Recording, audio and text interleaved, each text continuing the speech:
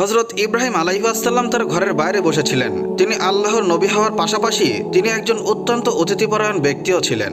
প্রতিদিন সে রাস্তাঘাটের উপর নজর রাখে। সে একজন মুসাফিরকে খোঁজ করে যাতে সে তাকে তার বাড়িতে নিয়ে গিয়ে খাওয়াতে পারে।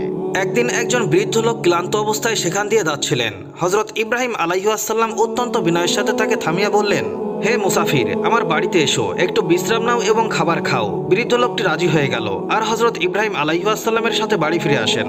খাবার পরিবেশন করা হলে হযরত ইব্রাহিম আলাইহিসসালাম বললেন, খাবার সময় আল্লাহর নাম নেওয়া উচিত, বিসমিল্লাহ পড়ুন। বৃদ্ধ বিরক্ত হয়ে বললেন, আমি আমার মূর্তি পূজা করি, আমি আল্লাহকে বিশ্বাস করি না, আমি বিসমিল্লাহ বলবো না। হযরত ইব্রাহিম আলাইহিসসালাম অনেক কষ্ট পেলেন।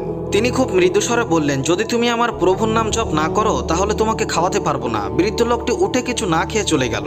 কিছুক্ষণের মধ্যেই হযরত ইব্রাহিম আলাইহিসসালামের ওহী আসলেন। ফেরেশতা আল্লাহর পক্ষ থেকে একটি বার্তা নিয়ে এলেন, হে ইব্রাহিম, যে 70 বছর ধরে আমাকে প্রত্যাখ্যান করেছে তবুও আমি তাকে